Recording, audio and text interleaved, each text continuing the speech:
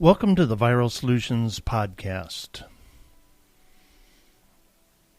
In this episode, we're going to talk about banner blindness and how to reduce banner blindness for better ad conversions. So a banner is that big image maybe at the top of your landing page or your blog or in your ad. It's the visual component, not the text component. Do you ever go to an event and have difficulty finding the restroom? I mean, we look for somebody who works there and they point you in the right direction with a sigh as if to say, duh, you're right there, or can't you read the sign? And you kind of feel foolish. But here's the truth. You're not foolish. You're just overstimulated. There's so much to look at that you don't even notice the sign. That might be right in front of you. Okay, so what's that have to do with marketing, advertising? Well, the first banner ad, according to instapage.com, ever created was in 1994. And it got a whopping 44% click-through rate. Wouldn't we all dream of results like that now? Unfortunately, though, the average click-through rate on banner ads this day and age is 0.5%, according to instapage.com. This is due to banner blindness, the very real phenomenon of not noticing ads because we're so used to them and or because we choose to ignore them. Why banner blindness even exists? I mean, it's possible for us to pay attention to some words, but impossible for everyone or every ad that crosses our path. I mean, this is not just true because of digital marketing. It's been that way for TV commercials and radio commercials forever. Junk mail, right? If we did, we would get nothing done. We would be completely overstimulated and probably go insane.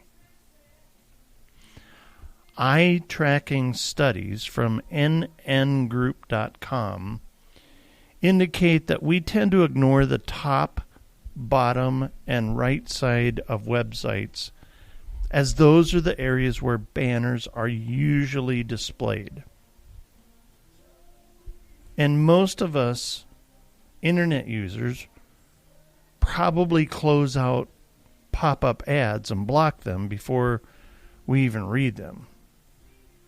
Somehow, though, banner ads are still an effective method of advertising, and if done right, they can yield exceptional results. 9 pro tips for overcoming banner blindness. So let's say you're a marketer. You certainly can't avoid banner blindness either. But there's several things you can do to help your ads get noticed. And so let's take a look at how the pros do that here as we set in late 2019. 1. Choose a unique position. Banner blindness occurs because people are used to seeing something that's predictable. Therefore, they know how to avoid it, whether intentionally or not. So to avoid banner blindness, you have to do things that they aren't expecting, like different ad positions and placements and colors and fonts and CTAs and images that are shocking. It's been shown that people tend to view web pages in an F pattern and sometimes in an X or Z pattern. Just think about that as you visually run your eyes across a magazine or website page. These are patterns that get worn out when everyone places their ad in those positions. So why not take a risk and try something else? Probably be cheaper. And when an ad position was working and it stops getting good results, switch up your position. Try ads in unique places. Most people expect ads to be placed on home pages, in articles, in high-profile pages. So do something different and place them on a welcome page, a thank you page, a non-traditional place. Think about that. Point 2. Try not to stand out. Now, this sounds counterproductive to everything we just talked about, but sometimes the best way to avoid banner blindness is to stop hitting your viewer with the typical ads. Native advertising. That's when you advertise within content and make it look like part of the content. The ad doesn't stand out like an ad and disrupt the attention of the viewer. It looks more like another article. It's cohesive and it flows with the content the viewer is already engaging with. You can do this with Facebook ads that don't have a call to action button. You can also include an ad right within your blog, either as a call to action graphic that matches the look and feel of the content, or as text that looks like it's a further deep dive into whatever it is your page is talking about. Number 3 that the masters use. They master color and contrast. When an ad lacks contrast, it's easy for it to get lost in the mix and fall prey to banner blindness. When it has contrast, it draws in the viewer. And color is the basis of all contrast.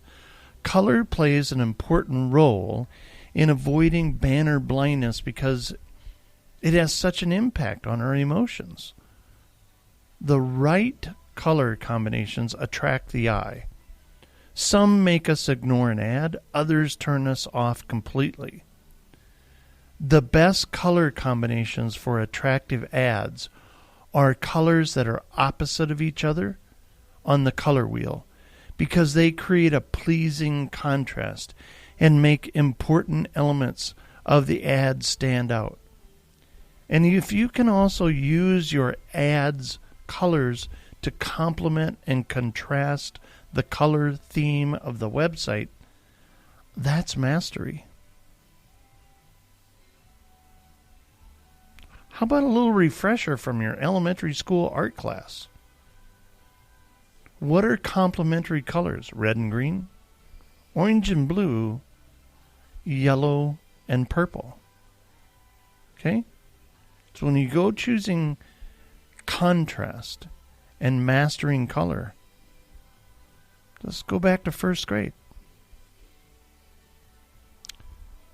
Number 4, be a little creepy. A retargeting ad is an ad that follows people around once they've seen your stuff, been to your page. If they come to your website, they showed some interest in something on your website, you can retarget them based upon whatever it is they looked at and show them ads when they visit other websites. Some people find that creepy, but it's highly effective. Retargeting ads have been shown to have a 147% increase off of original cold traffic conversions, according to readycloud.com. This is because people aren't so blind to the things they are interested in. And when they see you everywhere else, they assume, wow, you're really good. Number 5, be relevant.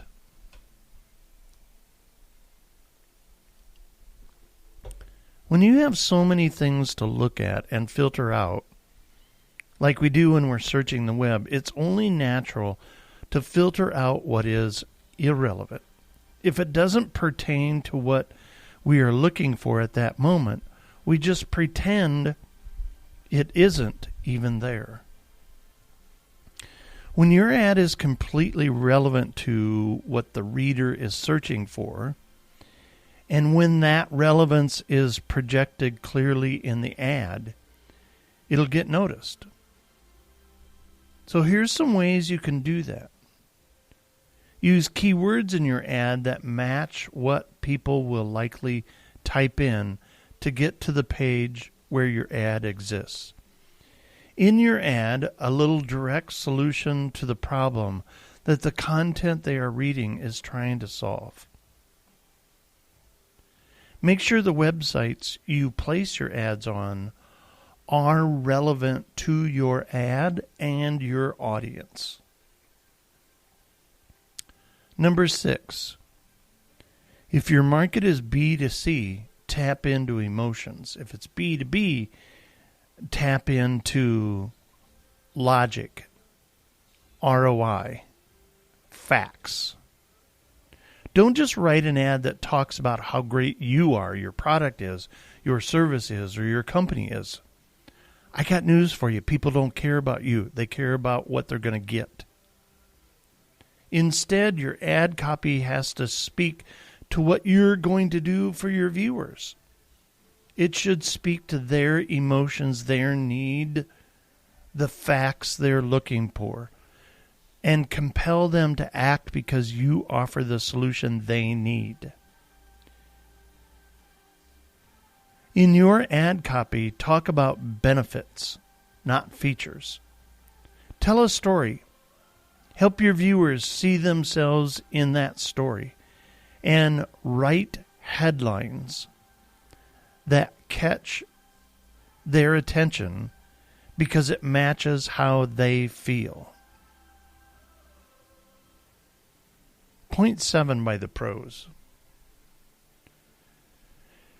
Know that mobile is where it's at. So right now we're in the fall of 2019, and it's estimated that by 2025, 75% of the world will use only smartphones to access the internet. Keyword only. So if you aren't optimizing your ads for mobile, you're simply not facing reality. You should be mobile first.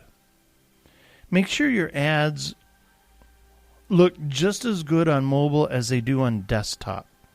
Choose your ad placement carefully because your ad can easily get lost when it's in the middle of too many ads on a smaller screen.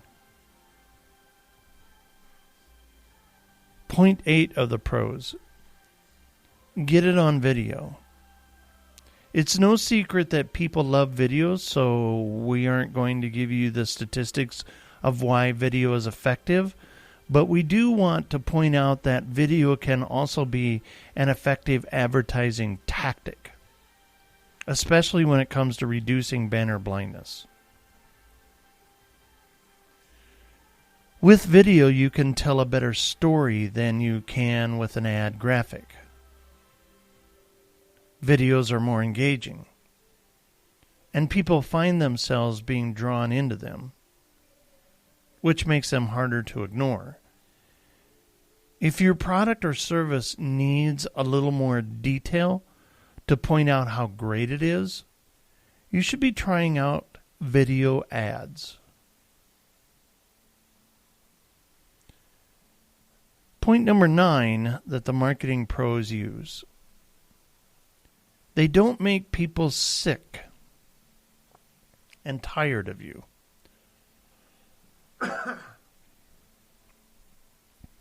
When you're running ads on Facebook or any other platform, we can run into ad fatigue, especially if the same people are seeing your ads over and over again. That leads to banner blindness, and Facebook is really good at letting you know when that happens by showing you a metric of how many times the average person's seen your ad. So increase your targeting audience or alternate various versions of your ad so that the frequency of your ad is reduced. Let's conclude. Here's the bottom line. You can't eliminate banner blindness completely. I mean, this whole issue has been going on for 6, 7, 8 decades, literally. The battle between the consumer's attention and the marketer and advertiser trying to gain that attention. It's a real thing, and it's not going to go anywhere, and it doesn't change just because of technology. But the marketers who have the best conversions with their ads are the ones who figure out how to reduce it and increase conversions. They're trying to decrease that ad fatigue. The best way to beat banner blindness is to be on the cutting edge of marketing, but also watch your statistics, your analytics, as much, if not more, than the ad itself from the design side. And then when the cutting edge hits, don't be afraid to get into what's new before too many people are. That's what we do at Viral Solutions. We specialize in giving you the information and services that can help you do that. Because you've got to stay ahead of your competition. There isn't anybody out there that does not have competition. We're committed to seeing you succeed. We exist in order to grow your business and to double your sales, double your donors, with proven marketing strategies that'll help your business over the long haul. So this is where you can stay up to speed in the ever-changing world of marketing at viralsolutions.net and on the Viral Solutions podcast on your favorite channel. Thanks for listening. Tune back in here for the next time we want to talk about marketing on the Viral Solutions podcast.